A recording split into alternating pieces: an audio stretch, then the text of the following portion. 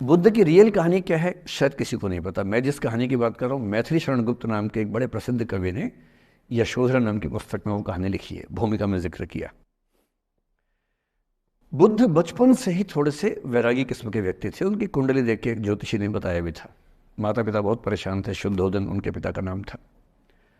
माता पिता ने बहुत कोशिश की कि इस बच्चे का मन विरक्त न हो। अच्छा महल बनवाया, सारी सुविधाएं दी। जैसे ही बुद्ध थोड़े से किशोरावस्था में आए, उस समय की दुनिया की सबसे खूबसूरत महिला से, लड़की से, यशोधरा से उसकी शादी करवा दी। यशोधरा के पिता ने काफ़ी एग्ज़ाम लिए बुद्ध जी के, वो सारे एग्ज़ाम में पास हुए, तब जाके शादी हुई। ऐसे नहीं हुई, शादी हुई। तो बुद्ध भी ठीक था, रमे रहे उस जीवन में। बेटा हुआ उनका राहुल। अब बुद्ध की विरक्ति का भाव बढ़ता जा रहा था। 29 साल की उम्र के आसपास ऐसा हुआ कि उन्होंने एक मृत व्यक्ति को देख लिया, एक बूढ़े को देखा, एक भिखारी को देखा, एक बीमार को देखा। विरक्त हो गए और उनका मन हुआ घर छोड़ दूं, ज्ञान की खोज में चला जाऊं। अब ज्ञान की खोज में जाएं, उनको पता है कि भाई मेरी पत्नी भी है, मेरा बेटा भी है, राज्य भी है, कैसे छोड़ दूं? छोड़ना जरूरी है। अंदर की आवाज है कि छोड़ो, तुम इस चीज के लिए नहीं बने हो, तुम्हारा स्वधर्म कुछ और है। बाहर की जिम्मेदारी है कि छोड़ नहीं सकते। मैं अनुमान करता हूं कि बुद्ध ने शायद अपने पिताजी से कहा हो कभी कि पिताजी मैं बहुत परेशान हूं, छोड़ना चाहता हूं। तो पिता ने समझा बुझा के मना किया होगा कि बेटा शोभा नहीं देता, ऐसा मत करो। हो सकता है पत्नी से भी बात की हो। पत्नी ने भी कहा हो कि ये क्या बात हुई, हम सबका जीवन तुम पे टिका है, बच्चा अभी बिस्तर से भी नहीं उतरा है, अभी तो चलना भी नहीं शुरू किया है, तुम ऐसी बात कर रहे हो। इसका जिक्र नहीं मिलता इतिहास में कि ये बात हुई कि नहीं हुई। और एक दिन बुद्ध ने तय किया और वो आधी रात को पत्नी और बेटे को सोता हुआ छोड़ के चले गए।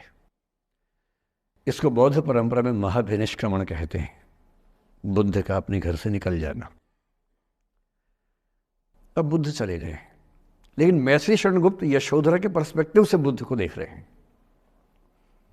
यशोधरा बहुत परेशान है, भाई पति चला गया है, बच्चे का पिता चला गया, मजाक थोड़ना है। राजा परेशान है कि उनका उत्तराधिकारी चला गया है। यशोधरा इतनी परेशान है, बहुत लंबे समय तक छंद आते रहते हैं कि वो कितनी बेचैन है, कितनी परेशान है।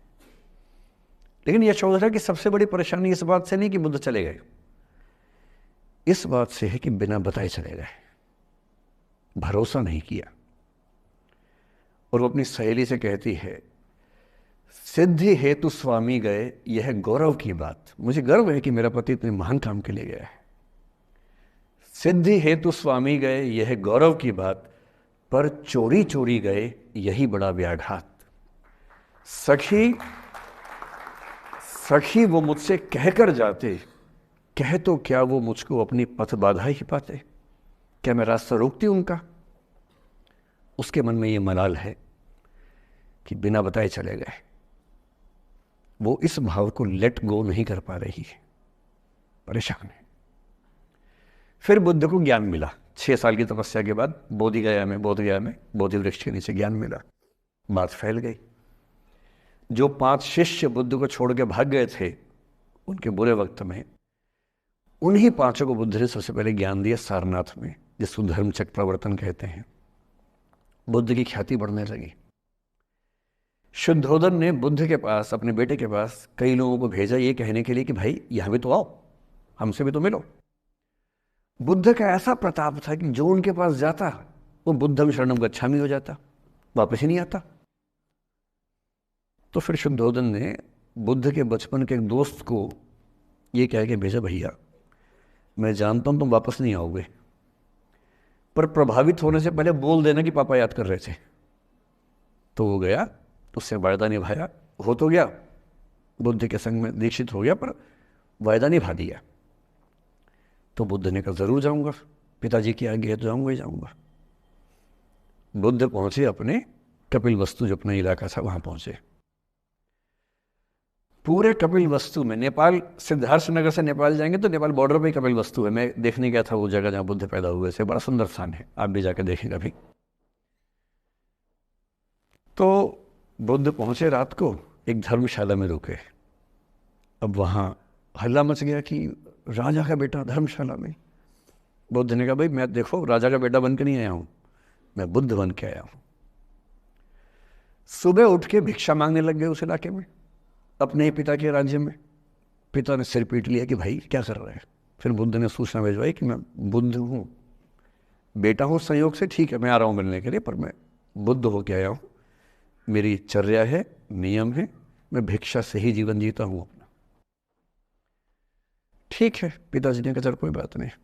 फिर बुद्ध गए पिता से मिलने, पिता से मिले, सबसे मिले, भरी सभा में। लेकिन यशोधरा नहीं आई मिलने के लिए, लेट गो नहीं कर पा रहे थे। उसके मन में दर्द था, छुप के क्यों गया, बता के जाता। बुद्ध ने पूछा पिता से कि यशोधरा कहाँ है, तो बोले कि वो कह रही है कि अगर बुद्ध मिलना चाहेंगे तो खुद ही मिलने आएंगे मुझसे, मैं क्यों जाऊंगी भाई, आत्मसम्मान भी तो कोई चीज़ है, मैं क्यों मिलने जाऊंगी। तो बुद्ध मिलने गए। सोचिए एक कमरे में यशोधरा बैठी है, राहुल साथ में है। अब राहुल थोड़ा सा बड़ा हो गया है, 6-7 साल का है। बुद्ध गए हैं। अब आपके मन में आ रहा है कि बुद्ध वहाँ जाके बोलेंगे सॉरी मैंने गलत किया, I hurt you, I really feel sorry. बुद्ध है वो बुद्ध, वहाँ जाके क्या बोल रहे पता है, भिक्षाम देहि, भिक्षा दो। और यशोधरा कितनी महान महिला रही होगी, उसने अपने बेटे का हाथ बाप के हाथ में दे दिया। लेट गो का इससे महान उदाहरण दुनिया के इतिहास में नहीं है कि चलो आखिर तुमने आके झुक के कुछ मांगा तो सही। उसकी जितनी ईगो थी, अहंकार था, सब विगलित हो गया। और जो औरत परेशान थी कि मुझसे बिना बताए गया, उसने अपने बेटे को दे दिया कि इसको लेके जाओ, क्योंकि मैं जानती हूँ कि तुम महान काम कर रहे हो, और तुम महान काम कर रहे हो तो मैं क्यों बीच में आऊंगी भाई। मेरा पति महान काम कर रहा है तो मुझे खुशी होनी चाहिए, और तुम्हारी उस खुशी में मैं क्यों पीछे हटूं। बस मुझे भरोसे में लेके जाते तो और खुश होती। ऐसी दूसरी कहानी राधा जी की है। राधा जी आप जानते कृष्ण उनसे बहुत प्रेम करते थे, वो कृष्ण से प्रेम करते थे, उनका विवाह नहीं हो पाया, अलग बात है। लेकिन हमारी परंपरा में प्रेम का जो पराकाष्ठा है ना, प्रेम का चरम, वो तो कृष्ण राधा का है।